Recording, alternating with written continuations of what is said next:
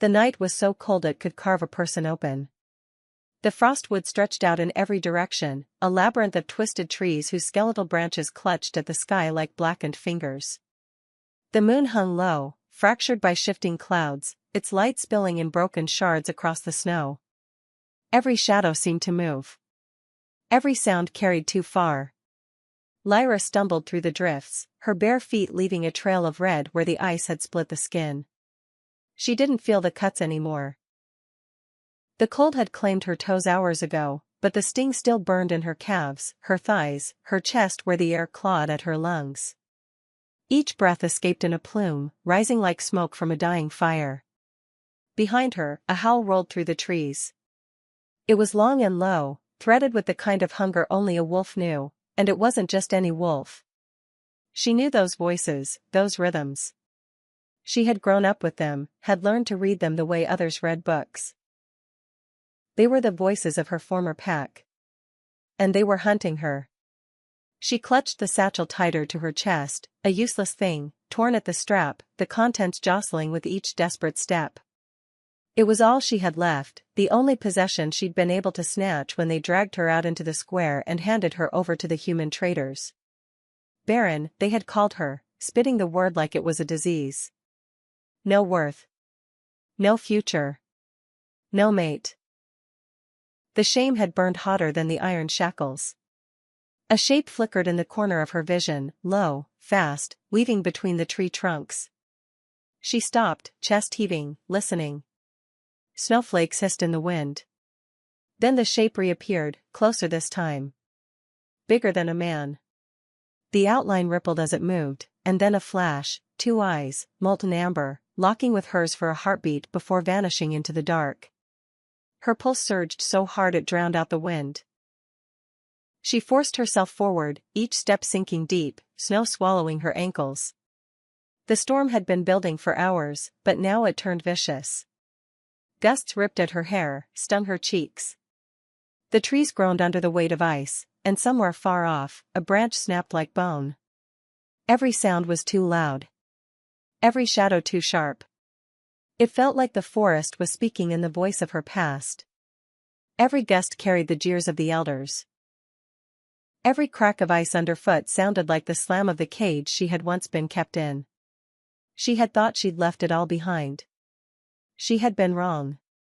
And under it all, under the cold and fear and exhaustion, something else stirred. It was faint, buried deep, but it was there, a silver glow just under her skin, pulsing faintly with her heartbeat. She had learned to keep it quiet, to smother it, to pretend it didn't exist. The last time it had broken free, it had lit the air with fire and left a boy screaming in the snow. They had called it a curse. They had called her a curse. Not now. Not here. If they saw it, if they sensed it, they would know. And they would never stop. Her chest tightened. The howls were closer now, sharper, more voices joining in. They weren't just hunting. They were circling. She could almost feel the eyes on her back. Her body wanted to collapse. Her legs trembled with each step. Her lungs ached. But she couldn't stop, not for a second. If she did, she knew exactly what would happen. Her heart roared in her ears, drowning out the wind, drowning out the snap of the branches overhead. She whispered into the storm, the words barely forming through cracked lips. If they catch me, they'll finish what they started. The wind swallowed her voice, but it didn't matter. The forest heard. The night heard. And somewhere, she thought maybe the amber-eyed shadow heard too. The storm pressed close around her like a living thing, gnawing at edges of thought, until the sound changed. Snow hush, branch grind, her own breath, then a new cadence slid through it all, pads over crusted ice, measured, deliberate, unhurried in a way that meant power. Lyra stopped because some instinct older than language told her that running would only make her smaller. She lifted her chin. He walked out of the white. Black. Not the simple dark of night, but a depth that swallowed light and gave nothing back. The wolf's shoulders rose like a cresting wave, frost steamed from his coat as if the air itself could not decide whether to cling to him or recoil. He stepped onto her path without baring teeth, without a single sound, and the snow under his paws accepted him as if the forest had already made room. They looked at one another. The storm flung needles of ice between them and they hung suspended, as if the world were deciding which way to tilt. Her body read details her mind couldn't yet hold. Scar at the ridge of his muzzle, old, clean, earned. Ears forward, not flattened, tail low but not submissive, a coiled neutrality. He wasn't here to tear her open. He wasn't here to welcome her, either. He took one more step and the wind broke around him with a rippling noise like fabric torn underwater. She recognized that sound the way a child recognizes the cadence of a lullaby. Alpha. Old blood. The kind that didn't need to declare itself. Lyra's fingers tightened on the satchel until they hurt. Her throat tasted like copper and snow. A breath, another. Then the wolf moved. It was not a shift so much as a refusal to be bound by one shape, one heartbeat. He was all muscle and winter, the next the same force retuned into a man not diminished by the change. Snow slid from his shoulders when he straightened, broad and spare at once, the kind of strength that came from use rather than ornament. His hair was black with the faintest blue sheen of moonlight, frost dusted his jaw, and his eyes held the color of a deep-banked hearth, gold hidden under ash, steady rather than bright. She didn't step back. He didn't step forward. Lyra, he said. Not the name the council had spat across the square. Not Barren. Not curse. The sound he made carried the vowel her mother had once whispered when the lamps were out and the house was thin with winter, the whole name, the first name, the one no one used because it belonged to tenderness. It cut her sharper than the cold. You don't belong here, he added, voice low but not soft. Not anymore. Her lungs misfired. Belong. A word that could both bind and split. Her gaze flicked to either flank of the trail. The storm made the world small, but she felt the ring tightening, the pack, not his, moving to corral rather than chase. She lifted her chin a fraction. The silver under her skin stirred, listening without permission. You're in my way, she said. Am I? He answered, not a question. A crack of snow to the left. A shadow peeled from the trees, smaller, hungry with the wrong kind of eagerness. The new wolf kept low, angling for her calves where the drifts thinned.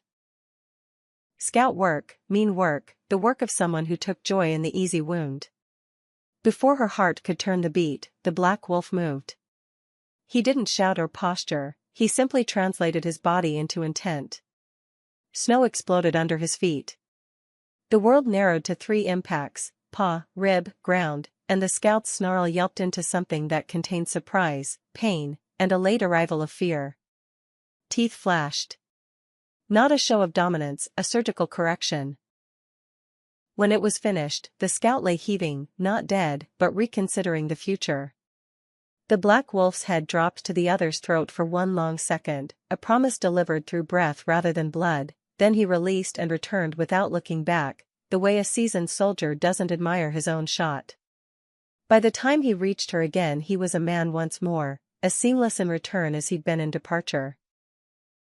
He stood close enough that she could see where a healed line crossed his forearm, far enough that if she bolted he couldn't reach her in a single lunge. Distance as gift, or distance as calculation. Both could be true. He extended his hand. Not the palm-up supplication of someone begging trust, not the palm-down command of someone claiming a subject. Fingers out, steady, as one might offer to a wary animal that is still deciding if it wants to live. She didn't take it. The gesture made her ribs ache all the same. People didn't offer her anything without a grip closed inside it. You don't want me, she said, and hated that the words vibrated. You want what follows me. What follows you is noise, he said, glancing past her to where the wind stitched pale veils between the trunks. What stands in front of me is a person.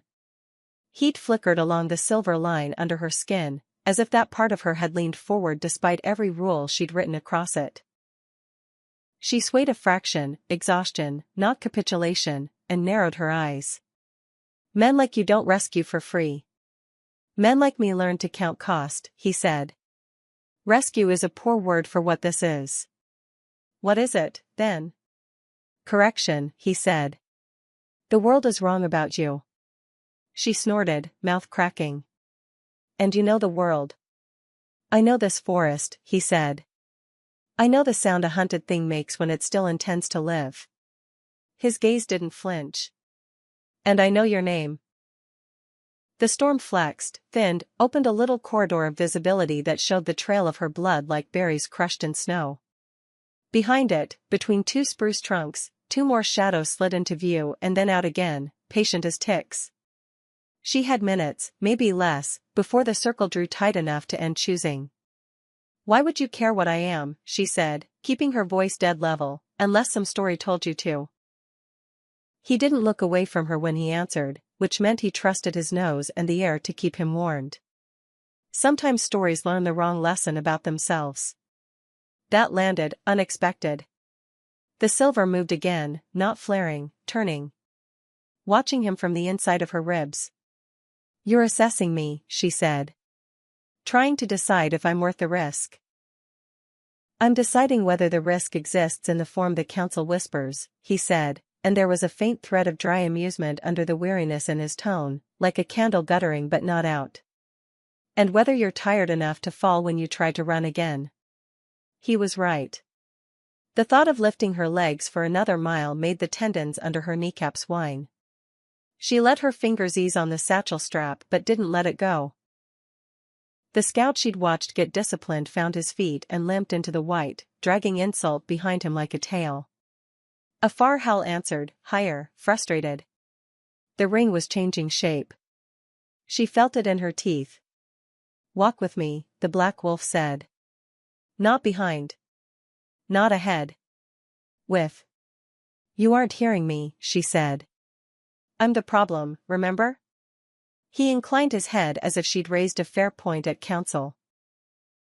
You are a person other people made into a problem so they could ignore the mess under their feet.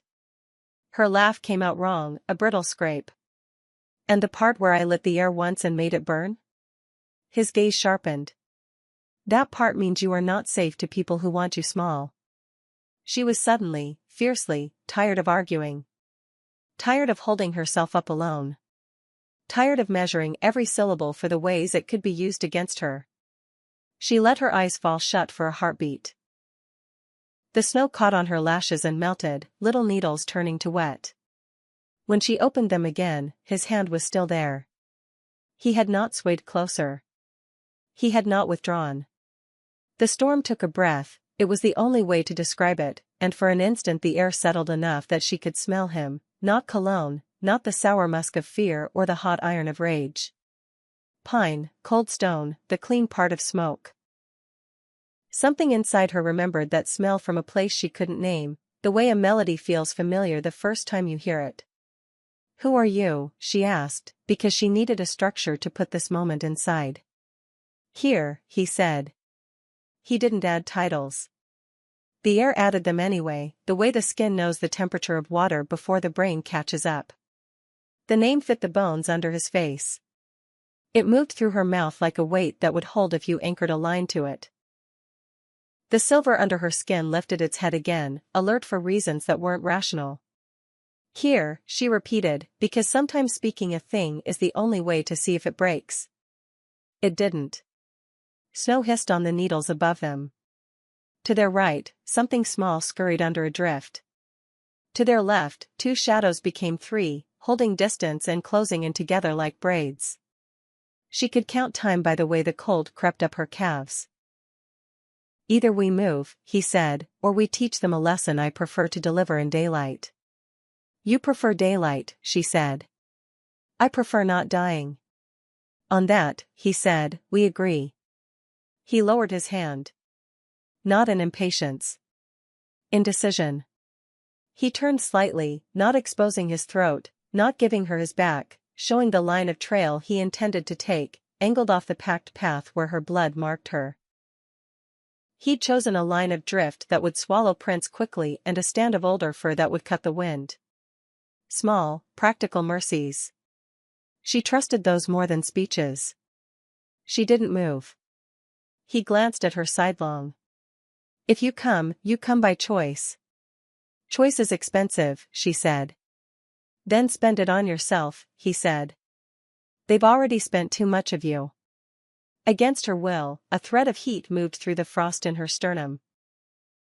She weighed the words, weighed the air, weighed the ache behind her kneecaps and the bright flare of her feet with each heartbeat. She measured the distance to the nearest shadow and the quiet, unstartled way he held himself like a door that had been reinforced for years. She nodded once. They moved. He matched his pace to hers without making it obvious. When she faltered, he slowed a fraction sooner than she needed, so she could pretend she hadn't. He broke crust where the drift glazed hard and angled his body to catch the worst of the wind during the gusts without making a shield of himself she'd have to climb out from under. He kept them far enough from the trail that the snow smothered her blood, close enough to the old firs that the branches combed the air of scent. He made the forest work for them. You knew where to stand to cut the wind back there, she said after 100 steps, not sure why she was speaking at all except that silence had too many teeth. At the trail. He didn't look at her. If you grow up in this wood, you learn where the air goes when it's angry. You grew up here. I learned to bleed here, he said. Not self-pity. Inventory. She almost asked who had made him learn. She didn't. The silver under her skin kept still, listening. The circle of wolves angled, shifted. They weren't mindless, they were waiting for some sign, some permission from a voice she could not yet place. She recognized the pattern and hated that recognition felt like homesickness. A branch, heavy with ice, let go somewhere behind them and shattered the night with a crack that would have brought a herd to stampede. She didn't startle. He didn't either. Good, then. They were both past the point where noise could throw them out of themselves. What did they call you? He asked after a time. Not a demand. Space offered. She tasted the word that wasn't her name and almost spit it into the snow, decided it had taken enough from her and kept it behind her teeth. Something that isn't mine. He nodded as if she'd given him coordinates.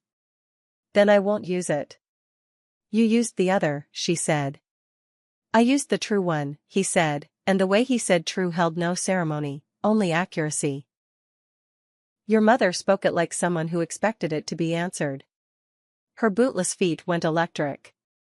You heard my mother? Once, he said. A long time ago. She argued the sky itself into relenting during a drought. I remember thinking the gods should listen to her purely because she'd earned their attention. The forest tilted, just a fraction, the way a room tilts when a locked door opens on the other side. She's dead, Lyra said, and the sentence felt like a stone she set down carefully so it would not roll back. I know, he said. I carried a torch when they burned her. The wind did something new inside her ears. Not a roar. A narrow, bright tone like a blade drawn across wet stone.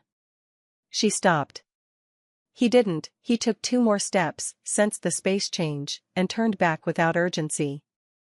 Why, she said, the word barely air. Because the pack was too loud with lies, he said. Someone needed to make the fire honest. She studied him. She couldn't feel her heels anymore. The silver under her skin came to stand at the bars, not shaking them, only watching. You talk like a man who's tired of choosing the least wrong.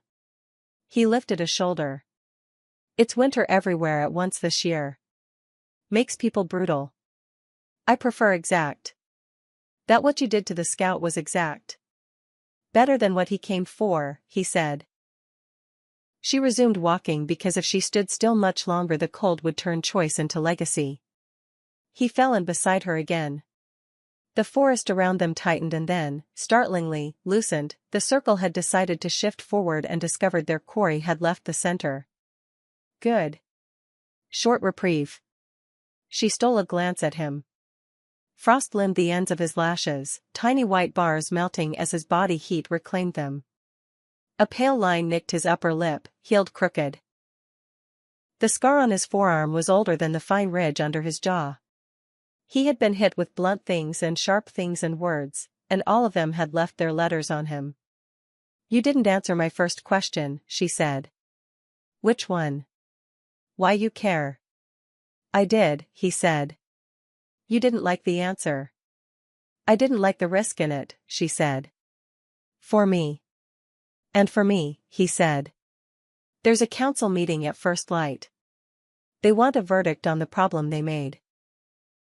If I walk in with you, I am stating my position before anyone speaks. Which is that the council doesn't get to decide what you are to yourself." It wasn't a vow. It wasn't even comfort. It was a stake in ice. She recognized the sound of it because she had hammered stakes alone, for years, with hands shaking in cold barns and cold rooms and cold dawns when no one else woke. She didn't thank him. Gratitude was another leash in the wrong mouths. "You said stories learn the wrong lesson," she said after a while, mouth numb in a way that made the consonants cut. "What lesson did this one get wrong?" "That you burn when you're angry," he said. "I think you burn when you're cornered. Different problem. Different solution." She let the sentence sit between them, sharp and brilliant as a new-made blade. From the corner of her eye she caught movement, two wolves skimming the outer arc of their new direction, testing edges. Keir clocked them without turning his head. He didn't change pace. That told her more than any growl would have. Snow gave way to a strip of wind-scoured ground where old needles had formed a kind of carpet. The relief to her feet was so sudden she almost stumbled. He pretended not to notice her sway and shifted a fraction so that if she fell, she would hit his shoulder rather than the bare earth. He made it look accidental. He had practice. "You said daylight," she said. "You have somewhere to go." "I have somewhere to show you," he corrected. "A place that remembers what it's for, even when people forget. A sanctuary." "A corrector," he said. "Stone that holds its own weight." She wanted to say she didn't believe in places that salt people. She wanted to say she didn't believe in people who promised places. Instead she said nothing and kept moving, because the snow had thinned and the trees stood closer here, older, their trunks wide enough that 3 adults could not encircle one with arms. The scent of resin grew richer. A wind shifted from the north, colder but cleaner, and carried with it a note she couldn't identify at first because she had tasted too much metal tonight. When she did, it scraped something tender open. Water. Not the iron bite of river. The stillness of a pool kept from freezing by something deeper than weather. The wolves behind them angled again, correcting. Here adjusted their path by half a degree without asking, sliding them between two boulders furred with lichen. He ran his fingers along the rough face of one as they passed, a small, private acknowledgement. "You keep touching things," she said. "Stone. Bark." "I grew up being told to look," he said. "Later, I learned to listen. Touch is another way." "What does the stone say?" "That it remembers pressure better than voices," he said. "It remembers who pushed and who leaned." She didn't know why that made her throat ache. A gust pushed them. He leaned into it and she used his lean to stay upright without reaching. They moved like that for a while, separate and a little jointed, the way strangers find a rhythm on a slick street to avoid colliding and end up matching stride. The wind opened the forest ahead like a curtain. The pool lay in a bowl of rock, its surface unbroken by ice though the air above it smoked. Fur limbs bent low around it, confessional. The snow came all the way to the lip and stopped as if a line had been drawn. The sight put a noise into Lyra's chest she didn't recognize at first as relief because she had not used that muscle in months. The silver under her skin opened its eyes. Keir paused at the edge and waited for her to come level before he stepped down. Not leading, not following. With. She looked into the water and saw herself the way the night saw her, gaunt, eyes wide, mouth cracked, hair stiff with frost, shoulders lifted as if waiting for the next blow. She almost looked away. Then she noticed the other thing. Under the wreckage, faint as a remembered song, light. Not halo. Not trick. The silver inside her, softened by the water's steadiness, showing itself less like fire and more like breath. She exhaled. It hurt and healed at once. You brought me to a mirror, she said. I brought you to a listener, he said. His voice had changed here, it held the careful respect of someone entering a room where a child sleeps. She felt the circle tighten again in the trees, hungry and impatient. Kier lifted his head and tilted his face into the wind. He didn't bristle. He didn't try to own the space. He simply was in it, and the space answered. They won't come closer, he said. Not here. Not without pretending they forgot why they were raised. What is this? She asked. Moonveil, he said. The water doesn't freeze because it has other work. She wanted to put her hands into it up to the wrist bones until the ache left her feet, but she didn't move. He didn't rush her. The pool smoked quietly. Snow ticked on fir needles and slid off without sound. He angled his body, and she realized belatedly that he had placed himself so that if someone were foolish enough to try a shot from the trees, they'd have to take him first. Warmth skinned along the inside of her forearms so sudden she trembled. She hated the tremble. She let it happen anyway. You brought me to a place that knows how to be itself, she said. And to see if you could stand in front of it without falling apart, he said, and when she glanced at him sharply he didn't look away. I don't need you obedient. I need you unbroken enough to choose. She flinched, but not because of him. Because the word choose struck like a bell in a part of her she had wrapped in rags and pushed into a corner. The sound went out over the water and came back changed. Why me, she said. Say the quiet thing. He studied her face the way a scout studies a map. Not in hunger. In accuracy. Because there are only two kinds of flame, he said. The kind that eats and the kind that makes room. I watched your mother use both and live with the weight. I think you've been taught to fear both. I need to see the one you grow when no one is cutting you down for warmth. His words should have been heavy. They felt exact. She turned them over once, like a knife you might accept if you knew how to hold it by the spine. Take water, he said, nodding at the pool. Not for show. For pain. She knelt. The first touch was needles, the second was a lowering. She slid her feet in, up to the arch, and swallowed a cry that wasn't pride so much as refusal to wake anything sleeping in the trees.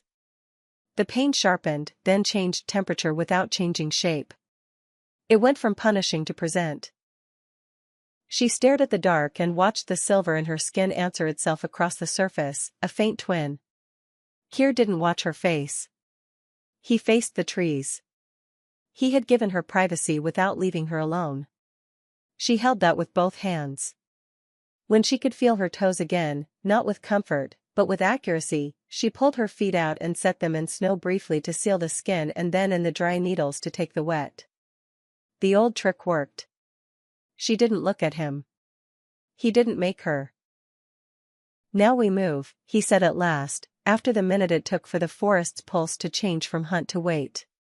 They'll be angry later. I prefer them angry in rooms where I can see their hands. You think you can shield me, she said. He shook his head. I can refuse to sell you.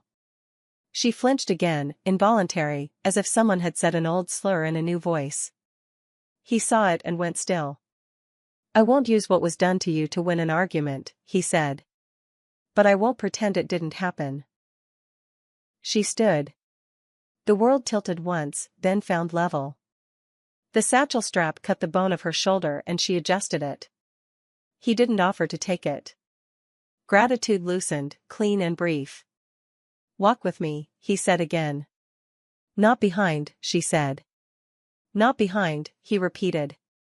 They left the bowl in the rock and the water's patient smoke. The forest accepted them differently now. Maybe it was the way her steps had steadied. Maybe it was the way the pack at the edges let their attention snag on their own irritation.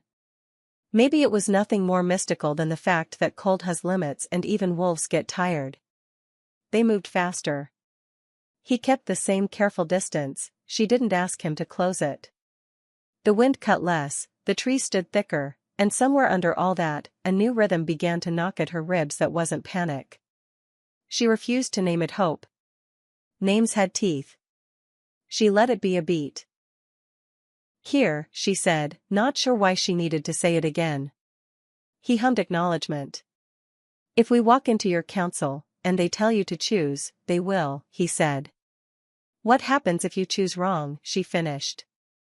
He smiled then, quick and thin and private, as if something in the question confirmed a belief he'd been holding sideways. Then I will have finally done something right. She wanted to ask what right meant to a man like him.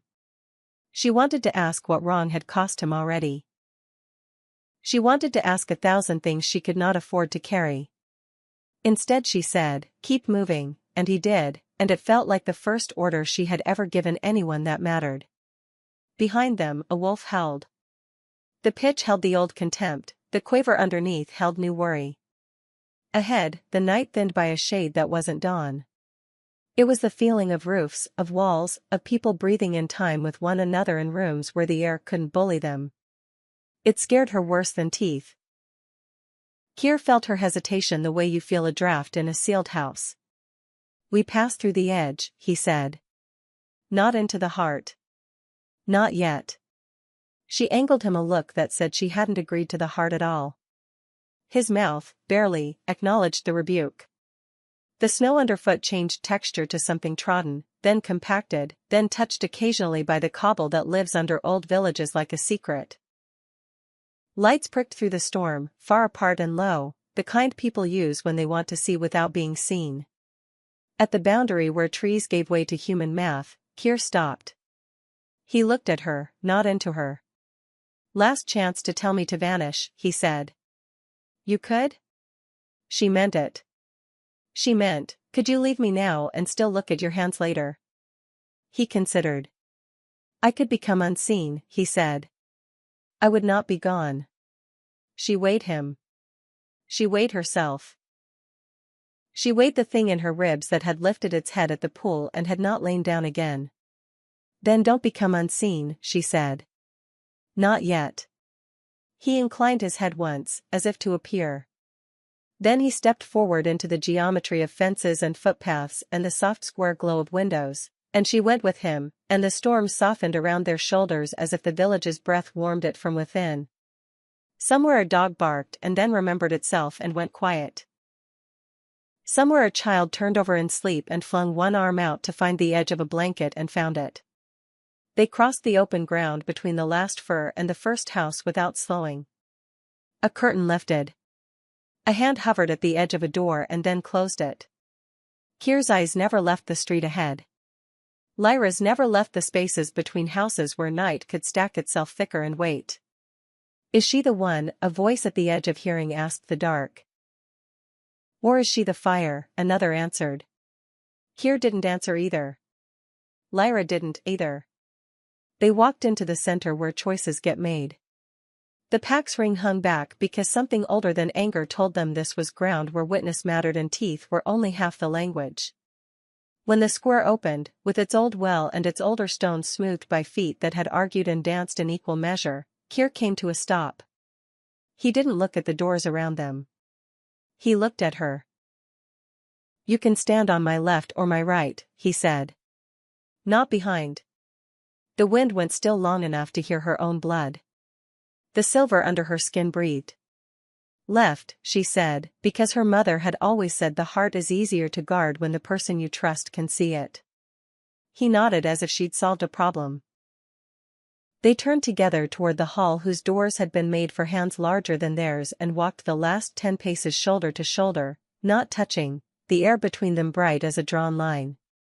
At the threshold she thought of snow, and cages, and names, and a pool that listened, of a scout corrected and a circle kept outside a bowl of stone, of stories that learned the wrong lesson about themselves.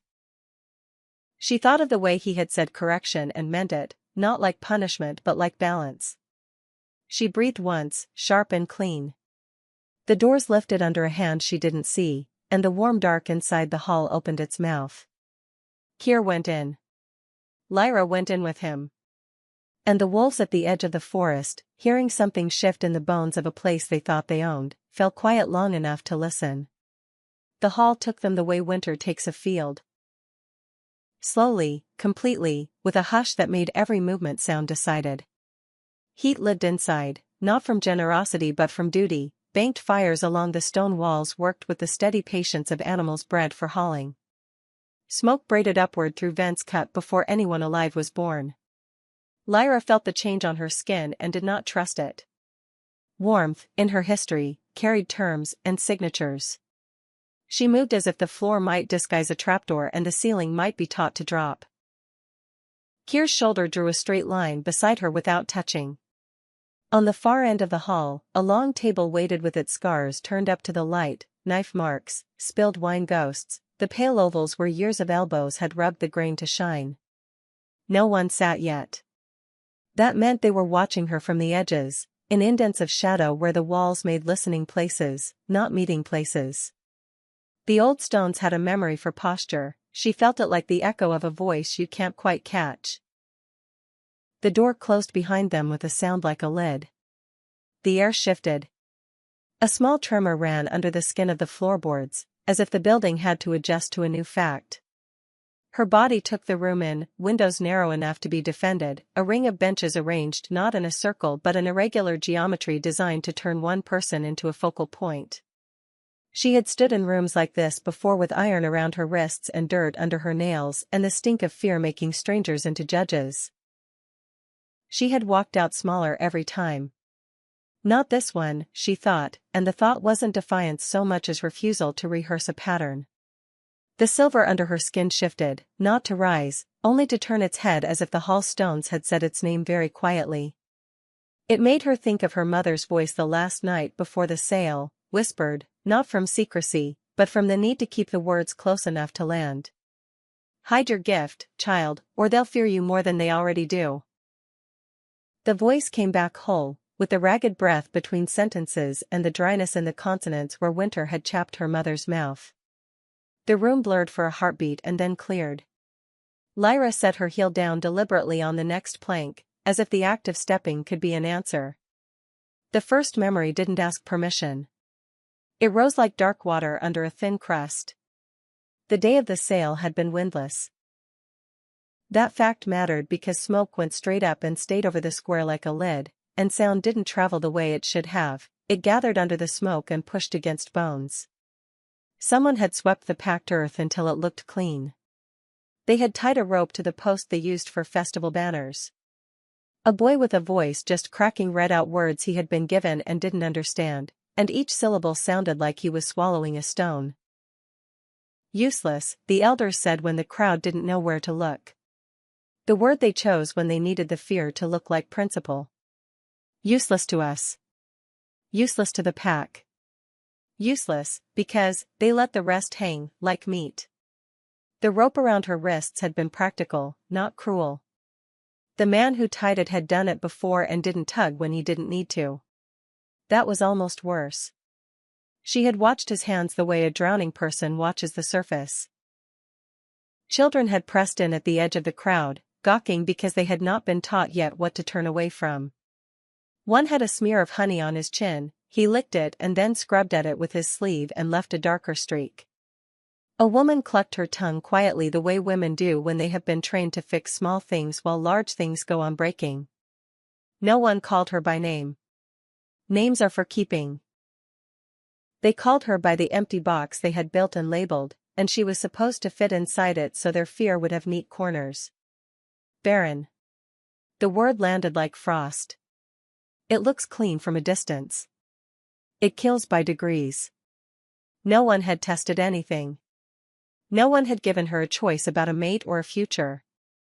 What they'd done, over years, was measure her against a story in which any woman not tamed into usefulness must be turned into an example. When her body did strange things under the moon. Silver moving like tide under skin, heat that wasn't heat but focus, that fed the story they needed, and the word for it became an instrument rather than a fact. Her mother had stood at the edge of the square that day with her mouth set and her eyes holding steady by force. She didn't cry. She didn't shout. She didn't throw herself at the rope. She knew the way crowds tilt when a woman breaks their rules for grief.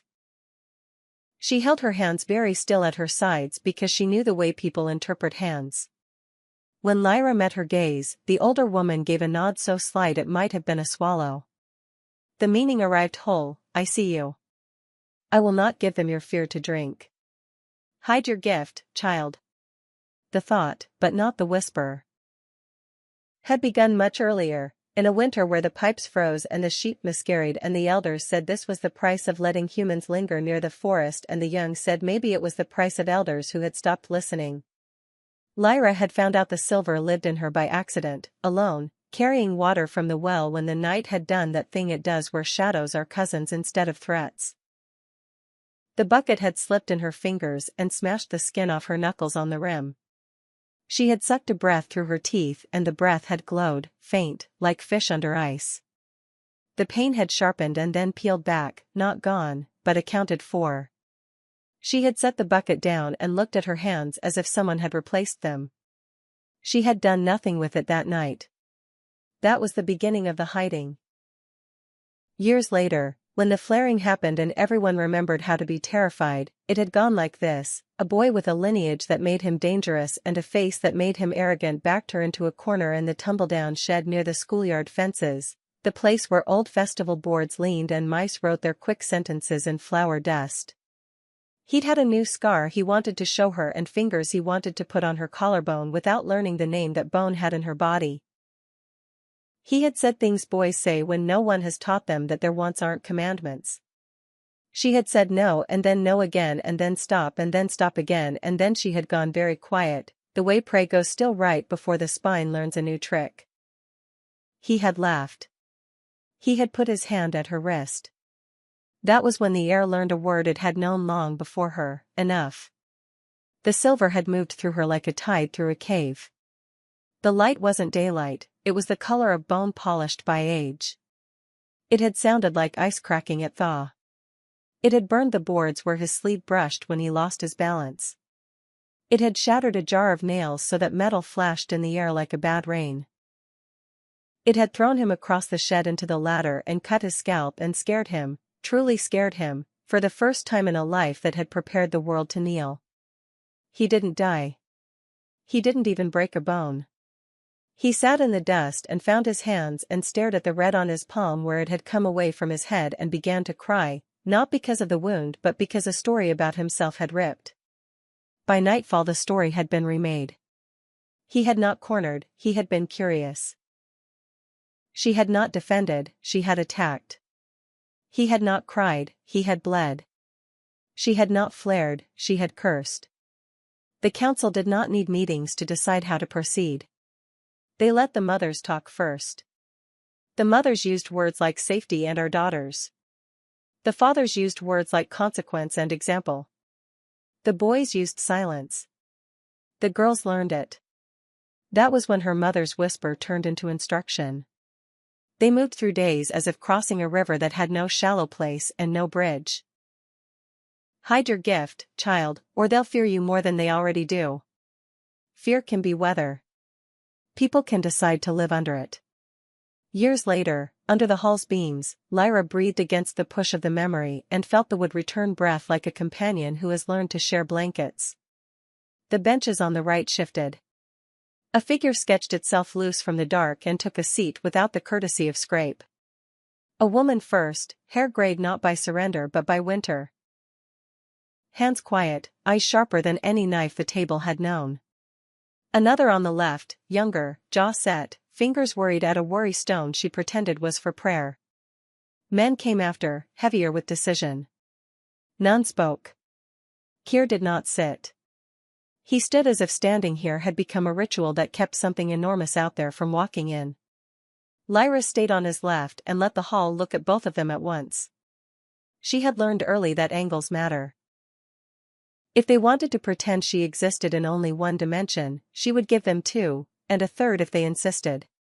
Speak, said a voice that had always sounded like split wood. The elder whose mouth had chewed the word Barren until it lost its rasp and became a chant.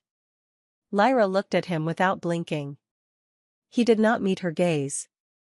He looked at Kier. Kier did something surprising. He glanced at Lyra as if to ask if she wanted him to speak for her. The slight angle at the corner of his eyebrow waited. The hall watched the question the way dogs watch hands in a game they want to participate in but are not allowed to. She shook her head a fraction, no. He accepted it as smoothly as he accepted weather. I brought her, he said, because I refuse to let you decide what she is in rooms she cannot enter. A stir, as small as thread in wind. It had the feel of beginning, and beginnings terrify people who have laid rails. She is. The elder began. A person, Kier said. A danger, the elder finished, because repetition is power when you have nothing new. She is a person you have endangered, Kier replied, not raising his voice. That is the correction on the floor. The woman with gray hair looked at Lyra then, not past her. The gaze had weight, and not the destructive kind. It was an assessment, yes, but of the sort that measures to fit, not to cut. Child, she said. Not diminishment. Spectrum. Can you stand in this room without burning it down? Lyra almost laughed because of course that was the question. Not what happened to you, not why you flared, not who cornered you, not who tied the rope. Can you behave for the people who harmed you while we decide if you deserve to be called safe? Yes, she said, because the night had made her exact. Because I choose. The gray-haired woman inclined her head and Lyra felt something in the room move an inch toward honesty. Choice, in Lyra's history, had been expensive every time she'd bought it. The day of the sale, when the traders led her forward on a rope meant for leading mules, she had looked at the faces in the square and picked them apart like a weaver unpicks a bad row. She had found pity, which is hunger in a softer coat. She had found disgust, which is fear with a mask. She had found delight, which is its own venom. She had not found a single expression that looked like shelter. She had decided then that if she lived, she would never again ask a crowd to hold anything for her. The traders had smelled like tanned leather and travel.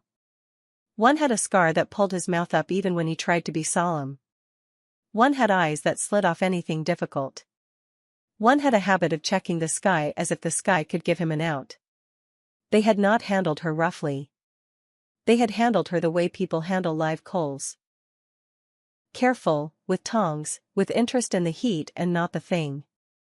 The rope had bitten. Her mother had not moved. The boy who once cried in the shed had watched from a window with his lip turned in, finally playing at shame because someone had instructed him in the expression. Later, she would learn that he told the story at parties like a hunting tale. How close the fire came. How brave he had been not to die. They marched her beyond the line where scent changed and names lost their edge. The road made her feet ache and then numb and then ache again. The world became the inside of a long tube of days: walk, eat, empty, lie down, wake, walk.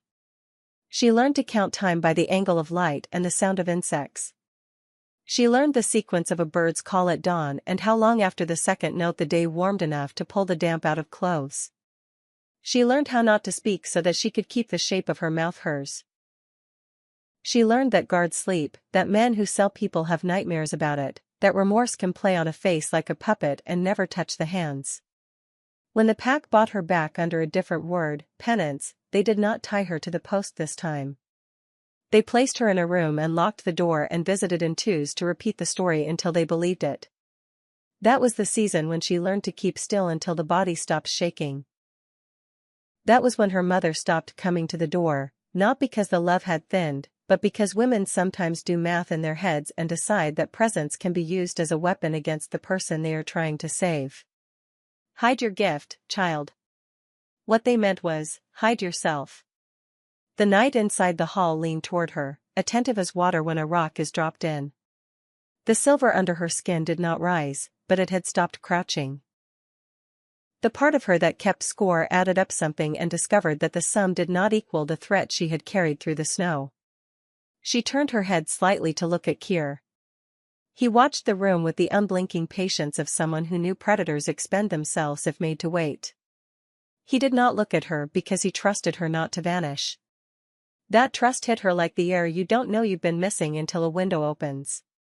She studied his mouth and, unbidden, quick, sharp.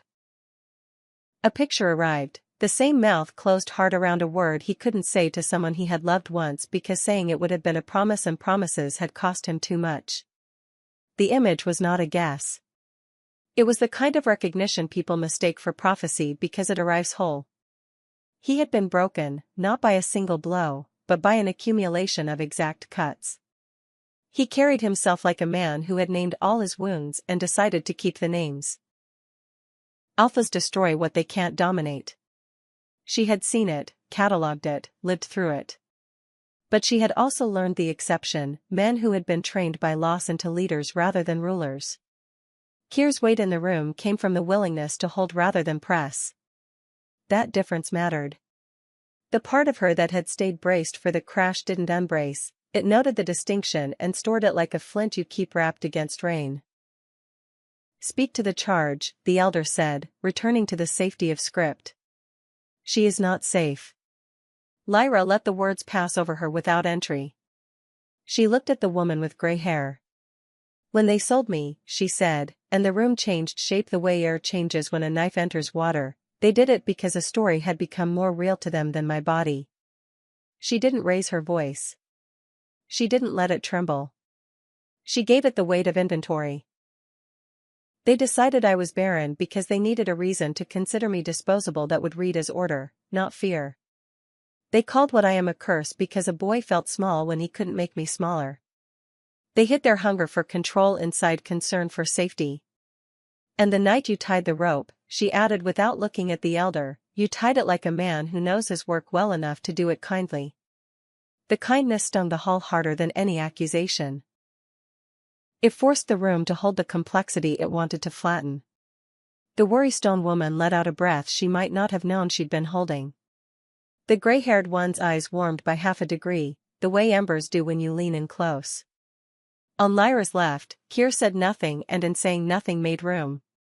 The last time it flared, she went on, a boy lived. He bled and he learned there are rooms he does not own.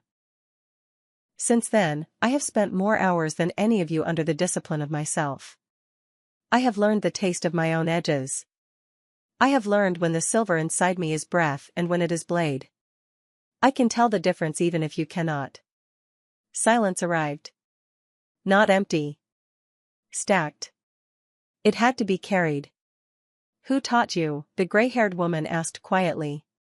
My mother showed me how to survive, Lyra said. Pain taught me the rest. She thought of the pool with its patient steam and the way the water had not frozen because it had other work. And stone. And water. Kier's head moved a fraction, acknowledgement that he had heard all the words inside the words. The elder's mouth compressed, not because he had been convinced, but because the process was no longer on rails. He gestured at Kier as if a new target would simplify the field. And you, he said.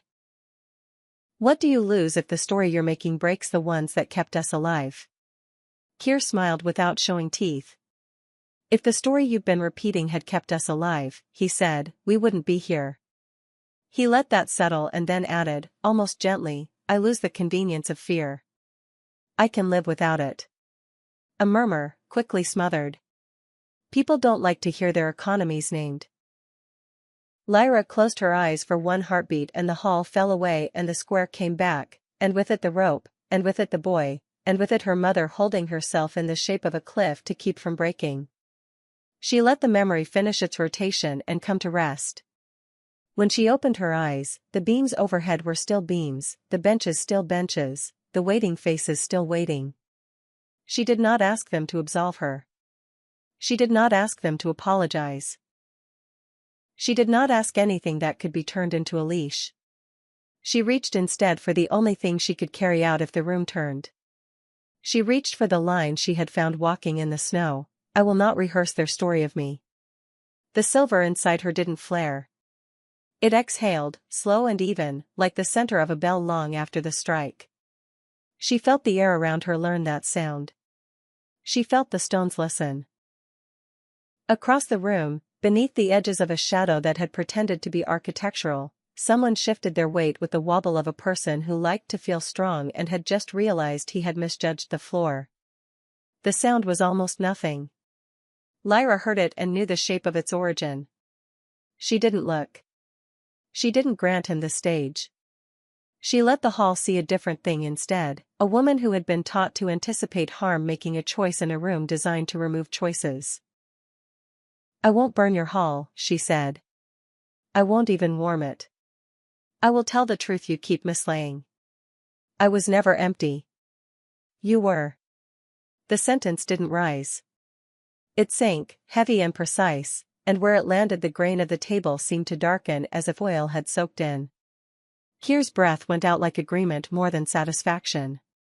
The gray-haired woman's mouth softened at the corners, grief and relief making a treaty. The elder's jaw worked and found no purchase. Lyra felt something loosen in her shoulders she had not realized she'd armored. The loosening was not forgiveness. It was space. It made room for the next move. And under all of it, braided through the present like a careful stitch, moved the other thread, the one that had puzzled her since the first moment in the storm when the black wolf had stepped onto her path and not demanded, only offered. He too carried weight she recognized. Not the proud kind. The kind that rubs the skin raw and leaves callous. He moved like a man who had learned to stand between impact and those who couldn't take another blow, not because he loved pain, but because he knew pain's cousin, purpose. She did not trust alphas. She trusted pressure and how people behaved under it. He had behaved like stone that remembers who leaned. She opened her hand, just slightly, where the satchel strap bit, and felt her fingers uncramp. The hall was not safe. The council was not convinced. The night outside had teeth. But the part of her that had been trained to expect the worst so it would not surprise her made an adjustment that felt like a hinge oiled for the first time in years. Deep empathy is a word the living use after the fact. In the moment it feels like seeing someone hold a door without expecting you to thank them or hurry through. It feels like lungs remembering expansion. It feels like the body saying, "I could stand here and not vanish." Lyra stood. She did not vanish. She met the room. And the story that had been laid over her like a shroud shifted, not off, not yet, but enough that light could learn the curve of her face again. Enough that the silver under her skin could look out and not be afraid of reflection. The haunted part of her, which is to say, the honest part, held still inside the quiet that followed and waited to see what the room chose to be. The hall held its breath as if waiting for an answer it had trained itself never to hear. Lyra felt the room tilt a degree toward possibility and then right itself, like a boat resisting a new current. Kyr stood at her shoulder with the steadiness of a man accustomed to outlasting weather. The elder's jaw worked once, twice, a mill grinding grain it did not own. No verdict came. Speech thinned into the kind of silence that implies postponement rather than peace. Kyr moved first. Not retreat. Extraction. He inclined his head to the gray-haired woman, the only pair of eyes in the room that had met Lyra's without trying to flatten it, and turned toward the door. Lyra matched him. No one barred their path. The latch lifted with a soft iron sigh, and the winter night took their faces back as if to say, "Good, you came up for air." Outside, snow had softened to a fine ash. The village lay low and thoughtful, windows banked to slits, eaves dripping slow tears where heat escaped from kitchens and slept in icicles by morning. Kyr did not speak until they passed the last fence. He did not rush. He did not look behind them, though Lyra could feel eyes pressed to slats of wood and slots of curtain. "What happens now?" she asked, because waiting for the next blow is its own wound. He didn't pretend the question had one answer. "They will gather words and try them on," he said. "We will gather truth and bring it to a place that can hold it." "Another hall?" "A better listener," he said. "Moonvale runs deeper than the pool you saw. The stone keeps a record even when people won't." She thought of the water's patient smoke, the way her reflection had carried light as if that had always been its job. "Cavern," she said, not as a guess, but as a recognition of a shape that made sense in the bones. He nodded without surprise. There's a mouth in the hill east of the old quarry. We'll reach it before the wolves make up their minds to grow bold under rooflines. They left the last house and the ground returned to the clean arithmetic of snow and root. The forest accepted them differently than it had done hours before, less like a court, more like a path. Kier found the spine of a deer track where the snow lay shallow and let their weight ride its firmness. Lyra's feet, rewarmed and bound in salvaged cloth, complained and then settled into the task of living. She felt the circle at their backs, thin now, stretched by cold and uncertain orders. She felt something else too, a low hum under the surface of the land, as if a taut string ran from here to a point ahead and sang at a pitch too low for human ears and exactly right for hers. The silver inside her turned its face toward it the way flowers know where to look without checking a compass. The hill rose out of the trees like a shoulder. A seam split its flank, narrow, unassuming, rimmed with frost where the breath of the earth leaked out and refused to freeze. Kier stopped at the seam and put his palm against stone as a person greets a living thing, no demand, only declaration. Lyra felt the contact echo in her wrists. He didn't push. The seam accepted the presence and widened by the thickness of a human breath. They slipped in sideways and the winter closed behind them with a hush. Dark took the world. Not the sticky dark of fear. The dense dark of a theater between performances. Kier lit nothing. He waited. The cavern answered, a faint bloom of gray rose ahead the way sight returns after standing too fast. Lyra realized the walls themselves made light. Something in the lichen pulsed with a color that refused the name green and refused the name silver and settled on the space between, as if the moon had learned how to grow. The passage opened into a chamber and the chamber opened into a place that did not feel like a room at all, but a thought made spacious. The ceiling arched into shadow, the floor lay flat and dry, ridged with old ripples from a time when water had spoken here more loudly.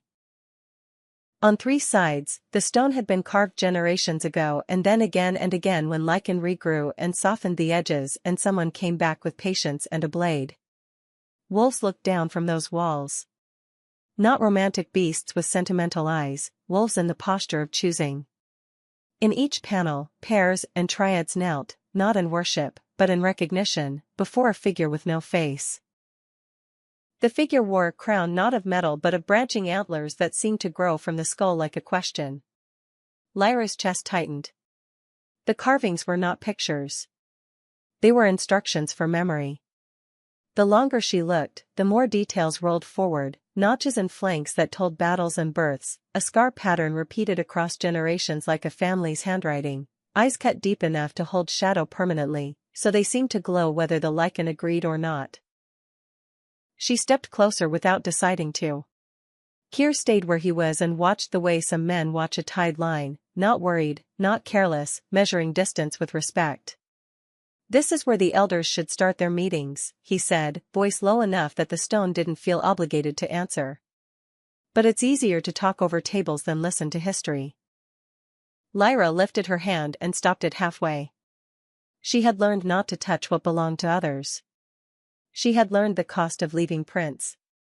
The wall had been made by hands that might have cut bread earlier that day, hands that might have held infants, hands that might have tied ropes. She did not want to owe them. She did not want to give them anything more. And still, the carvings drew like thirst draws to a well. "Stone remembers pressure better than voices," Kier had said. She had felt that outside.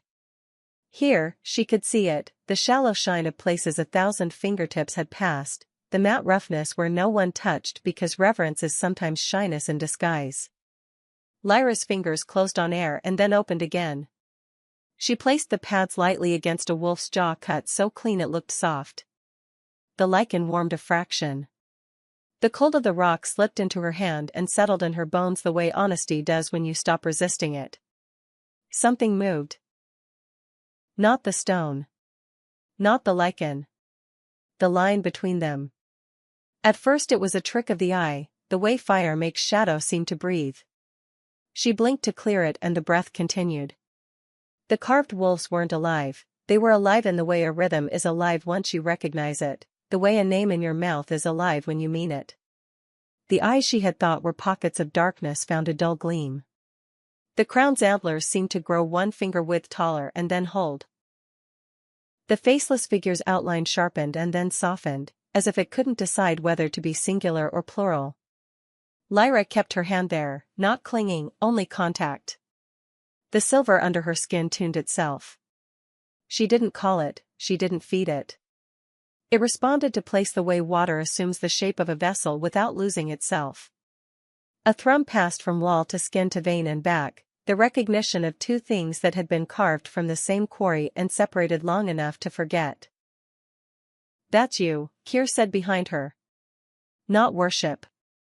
Report." His voice carried the calm of a man accustomed to naming weather correctly. Her first instinct was to deny it because claims are brands in the wrong mouths. "No," she said, and her mouth made a liar of her. The wall disagreed gently but without room to argue. The carved figure did not acquire her face. It did something stranger, it acquired the fact of her.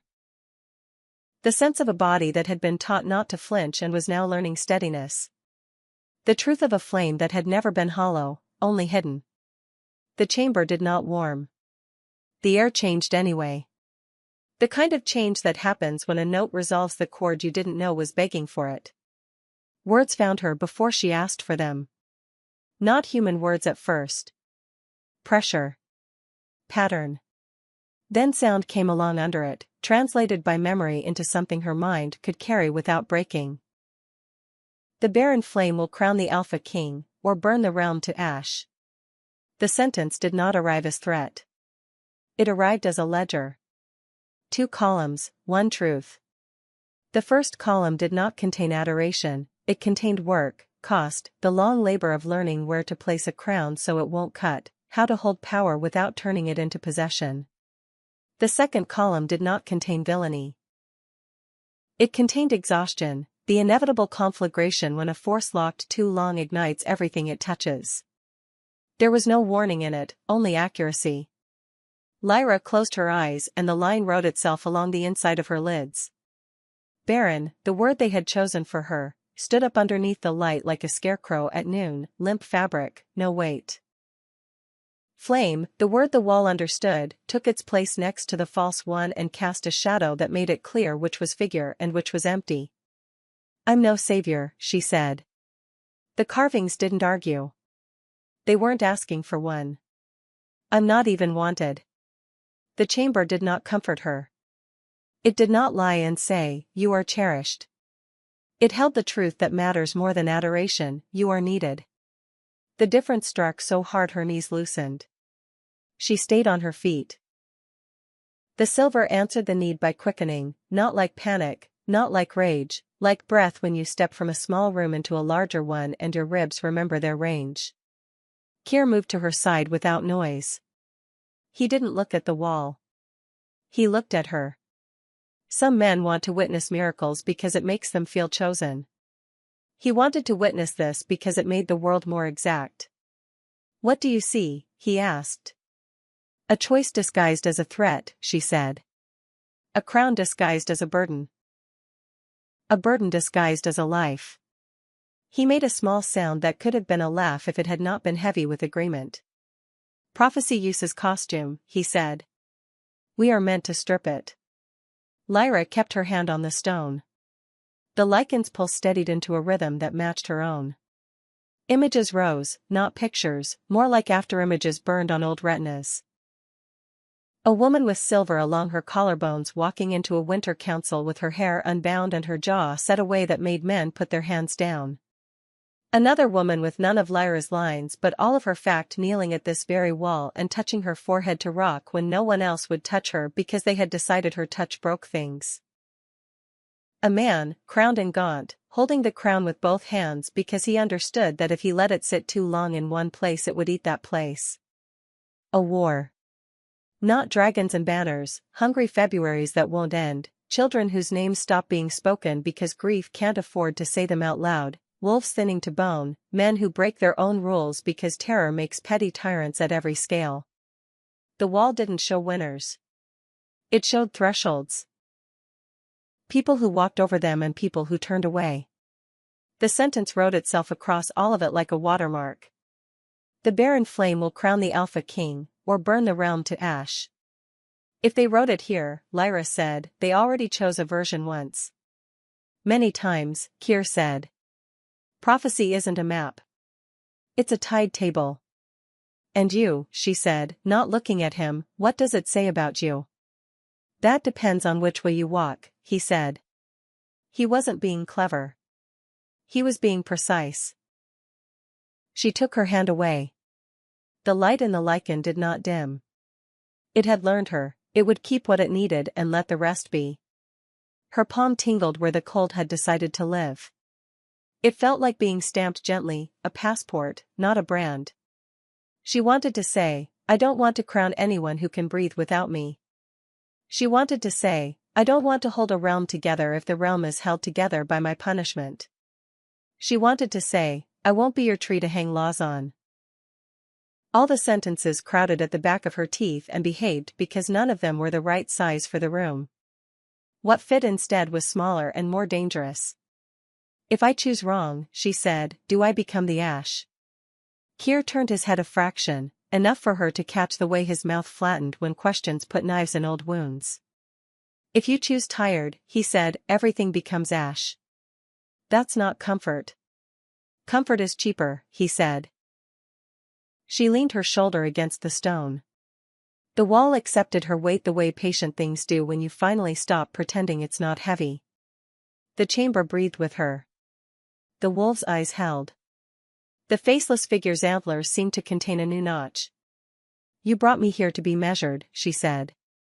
No, he said. To be mirrored. And what do you see that I don't? He waited until her breath returned to its old length.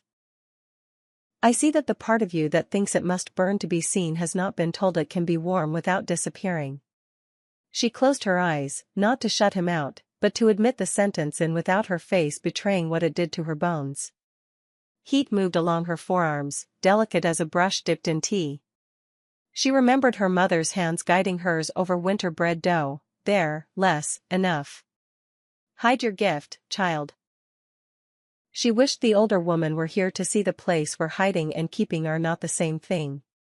Stay, Keir said, and Lyra realized that in the span of that word he was no longer speaking to her alone.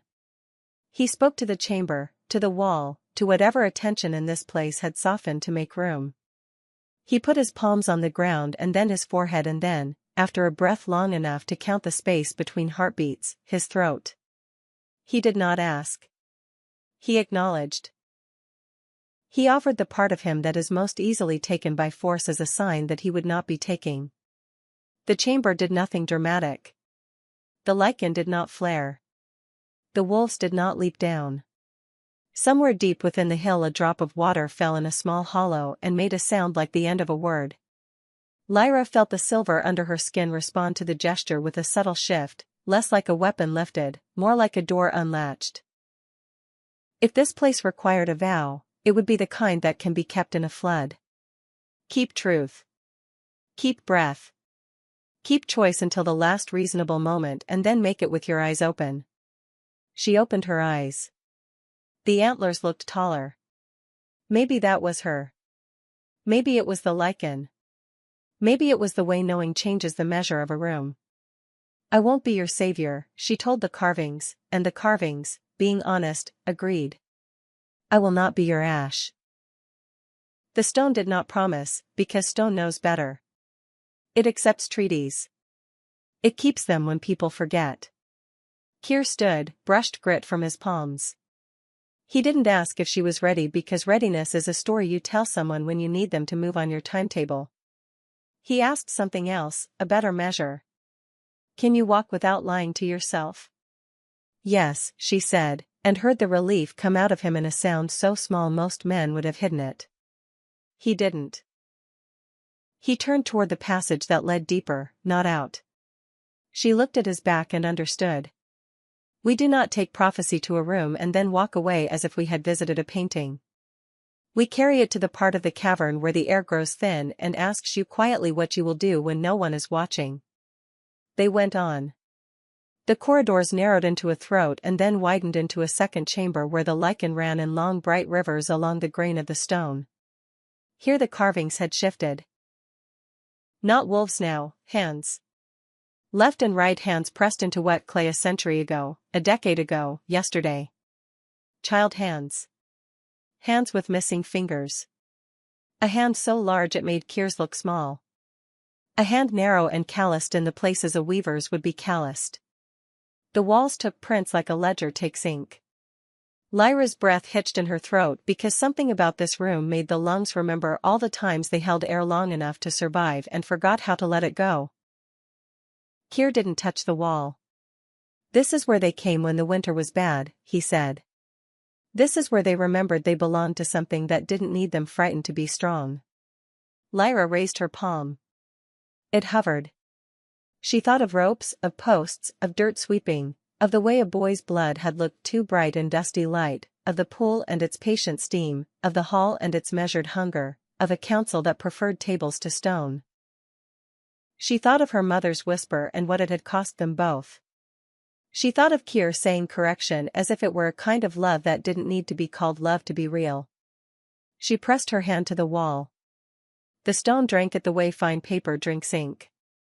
When she lifted her palm, the print remained faintly luminous, not white, not silver, moonlight left on skin after a night of walking. The room accepted her.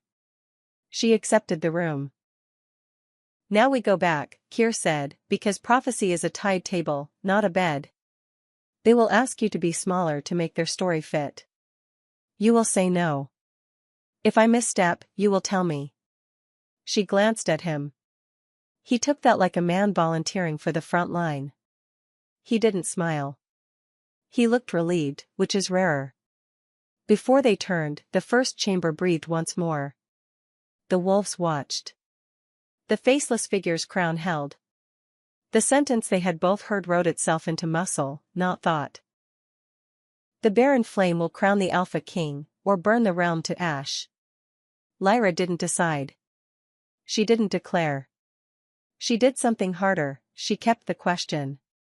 The silver under her skin matched her stride as they walked out of the place that remembers pressure. Outside, the world wore its winter again. The wind asked its old rude questions. Somewhere behind them, a door in the village opened the width of a face. Somewhere ahead, wolves who were not hers waited for a command from men who had mistaken fear for faith.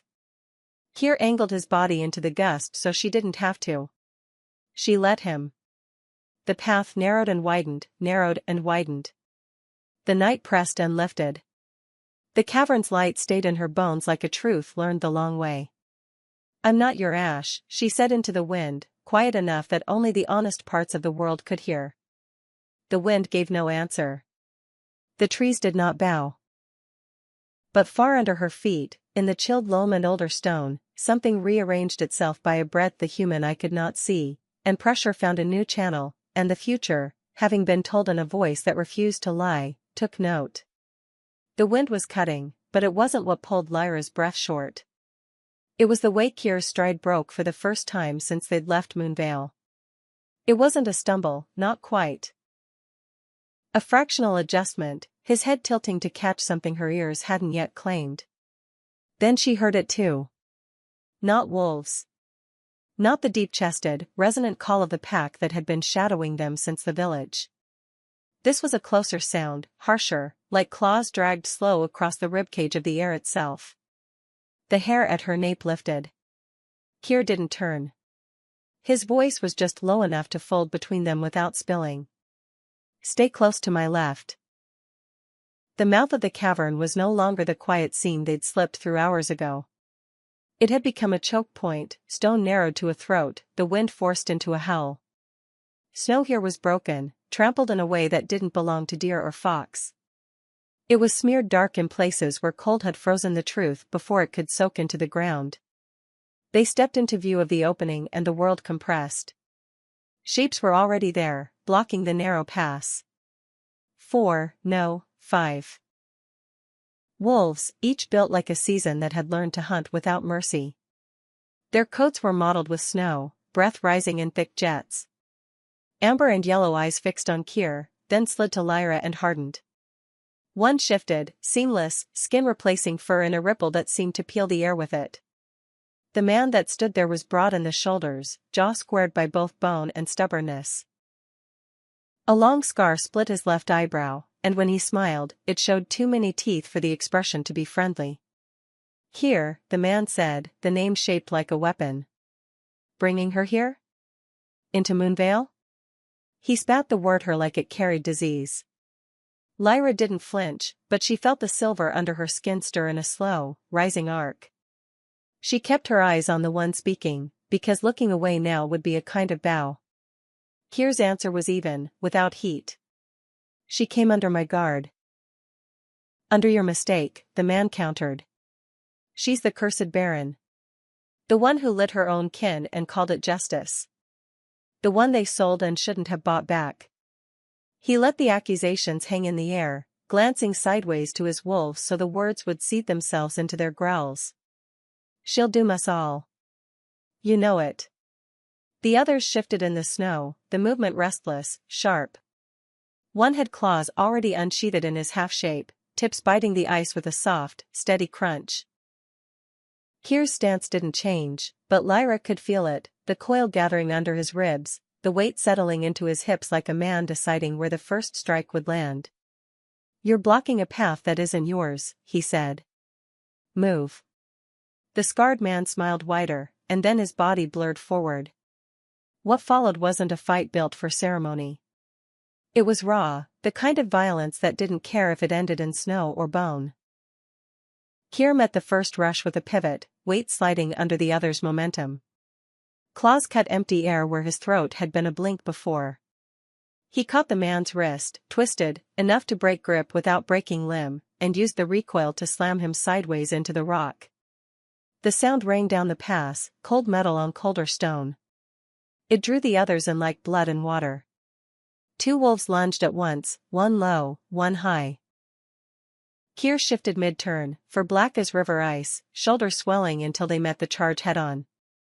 The impact cracked through Lyra's teeth. Snow flew, claws raked, teeth found fur and missed flesh. One of the attackers peeled away and came for her. Her satchel slid from her shoulder before she'd even thought about it. Her feet dug in, ready, not with the silver yet, not unless she had no choice. The wolf's weight hit the ground an arm's length away, snow spraying up into her eyes. Before Kyr's mass collided with him from the side, black fur swallowing gray. The scuffle rolled into the drifts, snarls breaking the air into jagged pieces. Another of the rival wolves, taller, leaner, circled to cut her off from the cavern. His eyes locked on her, and she felt the intent in them, not just to wound, but to drag. The silver answered before she called it. A faint pulse at her wrists, heat coiling at the base of her spine. She didn't loose it. Just let it glow enough that the air between them shifted, shimmering faintly like a mirage.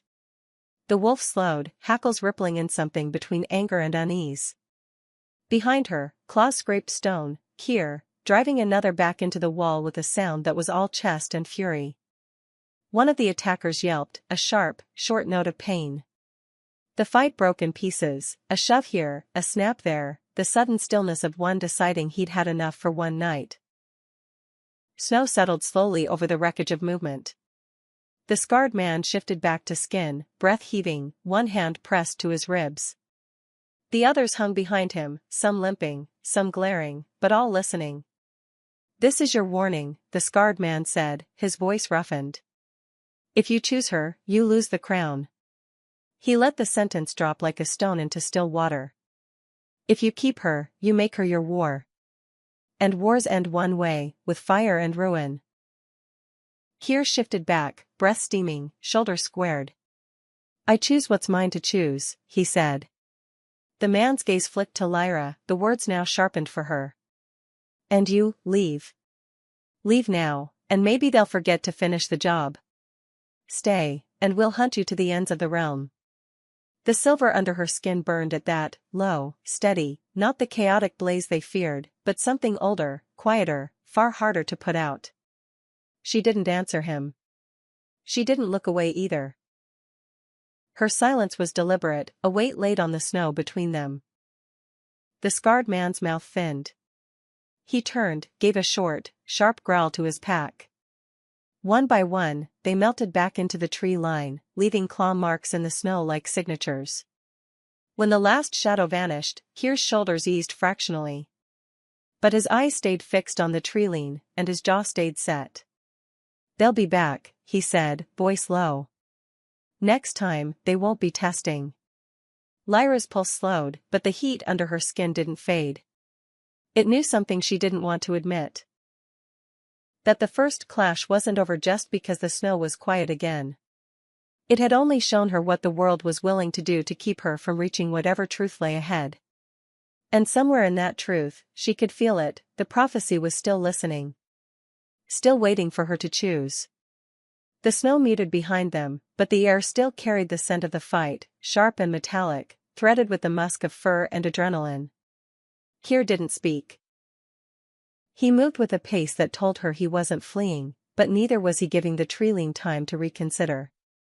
His hand brushed hers once, not in seeking, but in measuring distance, and stayed close enough after that to catch her if she faltered. The hill sloped downward into thicker trees, their branches knitted so tight the wind's teeth dulled. Here the snow was less deep, broken by outcrops of rock and roots that pushed up like ribs. Kier scanned the ground without breaking stride until he found what he wanted, a ledge of stone half hidden behind a drift, its shadowed mouth yawning black against the white. "Here," he said, and it wasn't an invitation. It was a decision that carried the weight of knowing the alternatives were worse. He ducked inside first, his shoulders brushing the stone, then turned to pull her in by the forearm. Not roughly, but with a grip that told her he wasn't giving the cold a chance to keep her outside. The space opened after a few feet, low-ceilinged but wide enough for both to move without touching. The air was dry, still holding the memory of old fires in its skin. A scatter of wood, left long ago, lay against the far wall. Kier crouched, tested the pieces, and began stacking them in the careful, deliberate way of someone who has lit fires in worse places. He struck flint against steel, once, twice, until a tongue of flame licked up between his hands. It grew quickly, shadows springing to life across the rock walls. Lyra lowered herself to sit opposite him, her back to the stone. The warmth reached her slowly, as if it didn't quite trust her yet. Her hands were stiff, she held them out to the fire, watching the way the light gilded the raw skin across her knuckles. Kier's eyes tracked the motion, then shifted to the smear of blood drying along her jawline. "Hold still," he said. He rose, crossed the small space, and crouched before her. The heat of him reached her before his hands did. From his satchel, he pulled a folded cloth, dipped it into his water skin, and wrung it until it no longer dripped. Then, with a touch that felt like it belonged to another world entirely, he pressed it against her skin. She inhaled sharply. Not from pain, but from the shock of the contact. It had been years since anyone had touched her without claiming something in return. His gaze stayed fixed on the mark, his thumb steady against the cloth. "You should have stayed behind me. You would have been flanked," she said. The words came out flat, but they carried the truth. She wasn't built to watch anyone else take a hit meant for her. He didn't argue.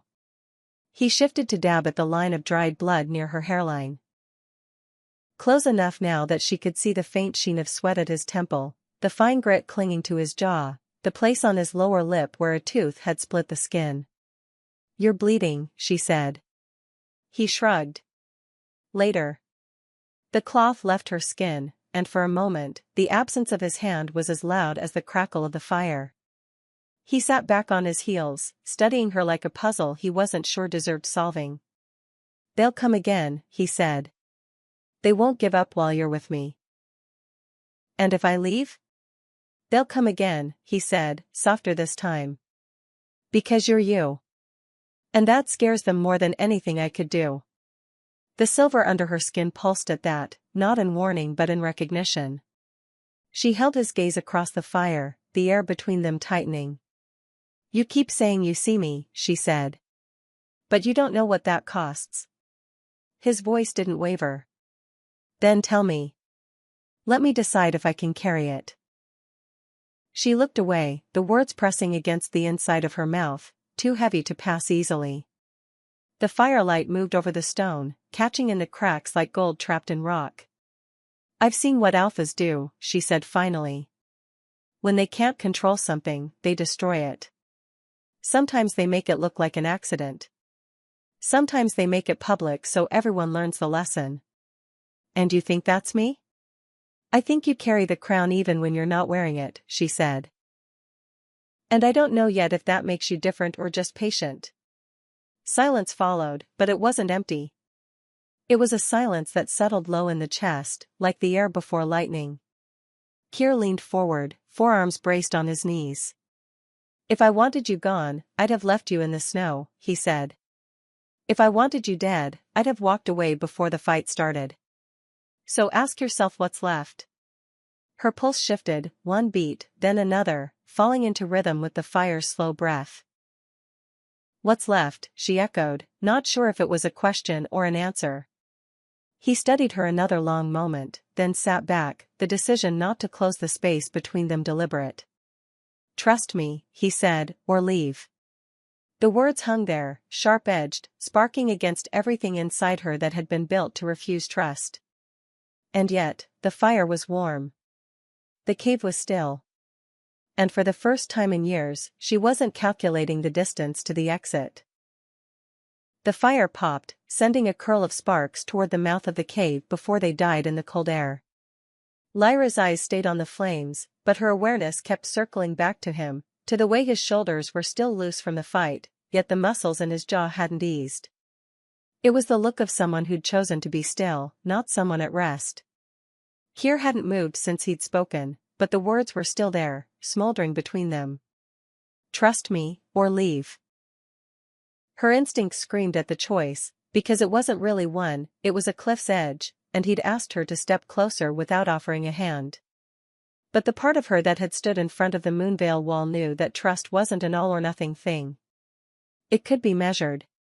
Given in pieces. Watch to see if it came back intact. You don't make it easy, she said quietly. I'm not here to make it easy. His tone wasn't sharp. It was steady, like someone setting a boundary for both of them. The flicker from the fire caught in his eyes, turning the gold molten, and she realized just how close they were, not in distance, but in attention. The rest of the cave could have been ice, and they wouldn't have noticed. She should have looked away. Instead, she let herself meet that gaze fully. It was like stepping into water that was warmer than she'd expected, not scalding, but dangerous in its comfort. He leaned forward just enough that the firelight grazed the line of his cheekbone. Do you want to leave? Her breath stalled. No, for a moment, neither moved. The space between them was too small for safety, too large for what pressed at the edges of it. Kier's hand lifted, slow enough that she could have stopped it. He didn't touch her, not at first. He traced a line through the air just beside her jaw, his fingers hovering close enough that the heat of them touched her skin without the claim of contact. Every part of her was aware of that distance, and of how deliberate it was. Then his thumb shifted, brushing a faint line along her cheek, slow, like he was committing the curve to memory. Lyra's pulse was a low thrum, her breath shallow. If he closed the space between them, she knew she wouldn't stop him. And that scared her more than the wolves in the trees. But before either of them could decide what came next, the night broke. A sound knifed into the cave, not the distant, wild howl of the pack, but something closer, sharper. A voice. Multiple voices. Shouting. Kier's head snapped toward the opening. In the firelight, the sudden hardness in his face made the warmth of a moment ago feel like a different lifetime. Lyra was on her feet in a breath. She didn't need to hear the words to know they were meant for her. Then one of them cut through clearly, she's here. The cursed Barren's here. Kier was already moving, dousing the fire with a sweep of his boot, killing the light before it could mark them. But it was too late, shadows filled the entrance, torchlight spilling across the stone. The first man through was one she recognized from the hall, a council loyalist. Behind him came two others, and in their faces she saw no hesitation, only the smug certainty of men delivering what they believed was justice. She was seen at Moonvale, the loyalist said, his voice pitched to fill the cave. Touching the wall. Marked by it. You know what that means. Keir stepped between them and her, his stance coiled. What it means, he said, is none of your concern. You think so? The man's eyes flicked past Keir to Lyra, and his mouth curled. Prophecy says the Barren flame burns or crowns. And we know which way this one will go. They weren't here to fight, not yet. They were here to drag her back into a cage and let the council decide whether to keep her or cut her loose into the cold. Keir, the loyalist said, lowering his voice to something that dripped like oil, you've got the crown in your grasp. Don't lose it over her. Walk away, and this problem disappears. The words landed in her chest like stones. Not because she believed them, but because she'd heard them before. They'd been said in different mouths, under different moons, but always with the same truth under them: you are a problem to be solved, not a person to be chosen. Keir didn't answer. And that silence, that single, too long moment without a word from him, burned more than anything the loyalist could have said. Lyra's throat tightened. She'd told herself not to expect anything from him, but the absence of his voice in that moment cut deep. The silver under her skin surged, a reflex she couldn't choke down. It licked at her ribs, ready to flare, ready to burn them all if she let it. The loyalist saw the shift in her stance and smiled, a slow, poisonous thing. See? She can't control it. She'll destroy us before she saves anyone. Keir finally spoke, his voice low, even, but not fast enough to erase the damage of the pause. She stays with me. It should have been enough. But the moment was already broken. The doubt had slipped in, not about herself, but about him. Because now she knew, when the pressure came, he hesitated. And she couldn't afford hesitation. The cave was too small to hold everything building inside her. The air thickened, pressing against her ribs, her throat. The silver wasn't just awake now, it was pacing, tail lashing, daring her to stop it. Keir's body was still angled toward the loyalists, blocking them from her, but that one pause, that sliver of hesitation, had wedged itself into her chest like a splinter she couldn't pull free. And now every breath scraped against it. One of the men stepped forward, torchlight catching the wet shine of melted snow on his coat.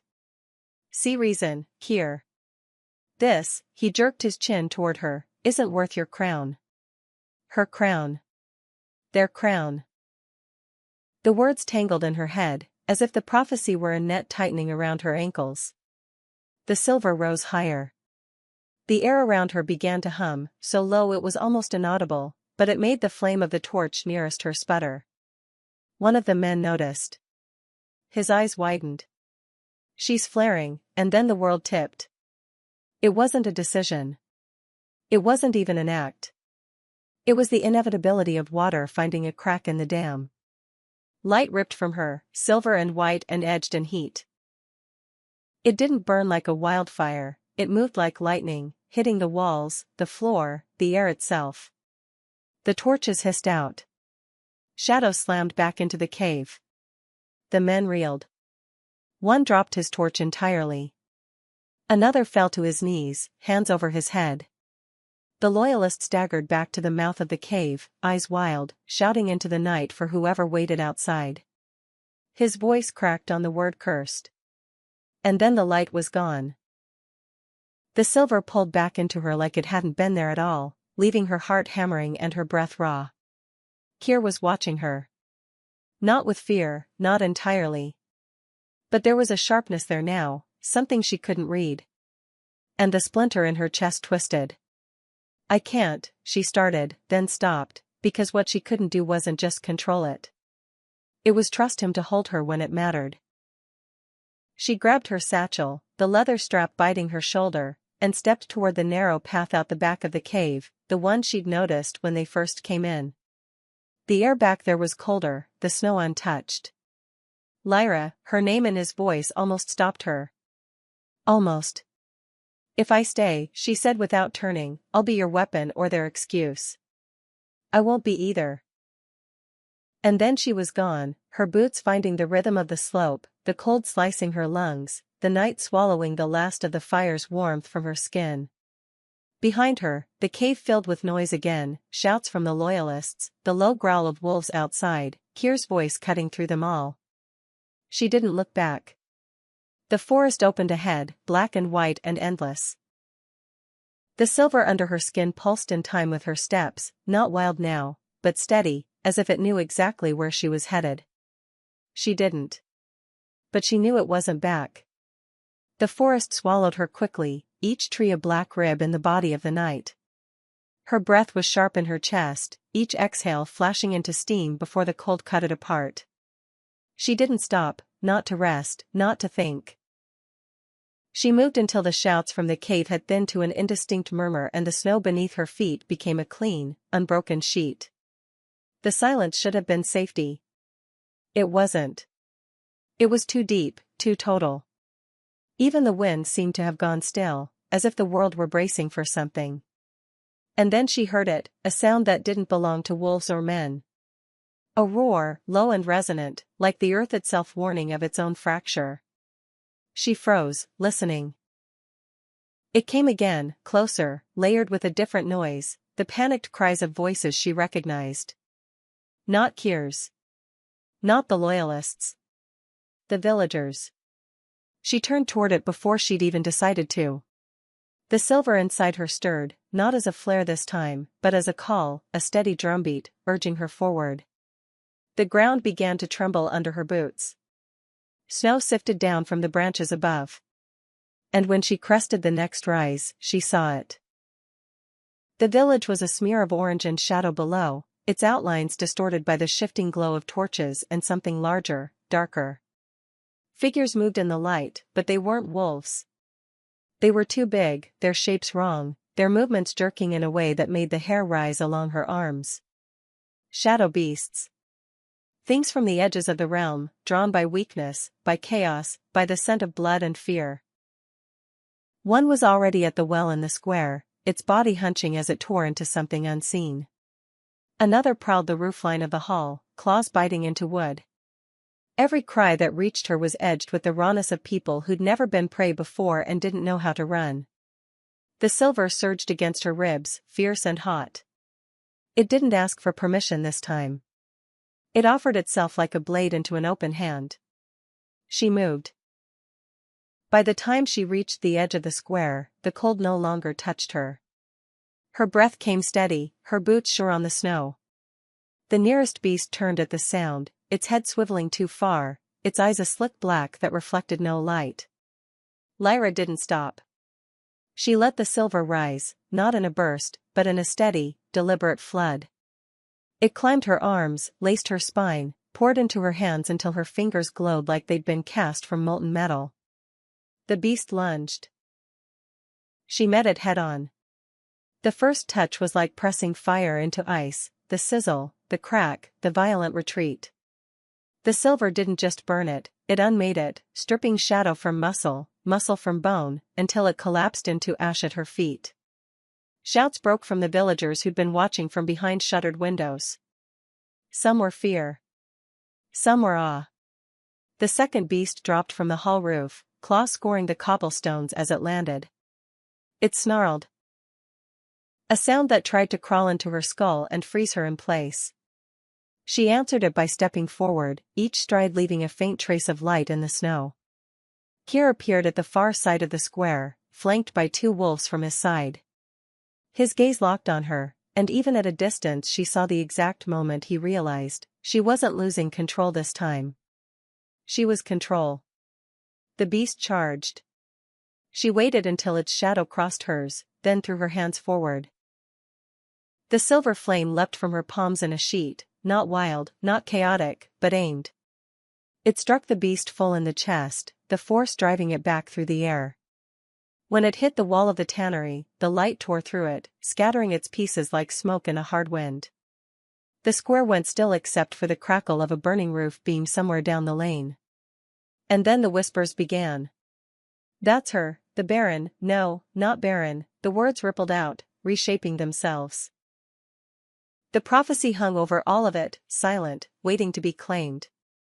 One of the loyalists stepped forward from the edge of the crowd, his face pale, his voice trembling between anger and something else. "She'll burn us all." "You saw it." Lyra's gaze snapped to him. "I am not your sacrifice," she said, each word cut clean. "You don't get to decide what I am." "Not anymore." The silver still burned under her skin, ready, willing. She could feel every eye in the square on her, weighing fear against hope. It didn't matter which way they leaned. She hadn't come back for their permission. Keir stepped into the circle of light between them, his voice carrying over the snow. "She just saved your lives," he said to the loyalist. "To anyone who thinks that makes her a threat, remember what it means when you call the fire your enemy in winter." No one moved to challenge him. Not yet. Lyra's pulse slowed, the silver receding, not because she pushed it down, but because it knew the moment had passed. She turned toward the shadows at the edge of the square, the place where the last of the beasts might be waiting. If they were, she would meet them. If they weren't, she would keep walking until she found the next fight worth burning for. Either way, she would never again be their weapon. Or their excuse. The snow had started again, fine and soundless, dusting the blackened patches where the beasts had fallen. The air held the echo of screams, though the mouths that made them were long closed. Lyra stood at the edge of the square, her hand still faintly luminous beneath the skin, the silver refusing to fade entirely. It wasn't a threat, it was a reminder. Every person looking at her now understood exactly what she could do. And every one of them had to decide whether that made her salvation, or disaster. Children peeked from behind the legs of their elders, their wide eyes unblinking. Old men shifted uneasily, glancing at one another but not speaking. Some faces were open, unguarded, the look of those who'd just been spared and knew it. Others were drawn tight with suspicion, their minds already rewriting what they'd seen into something safer to fear. Keir stood to her left, close enough that she could feel the heat of him even through the cold. He didn't touch her. Didn't speak for her.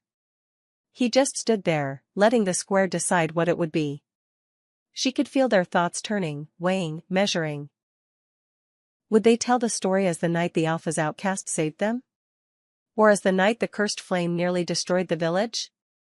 Her gaze swept them, not looking for loyalty or love, just truth.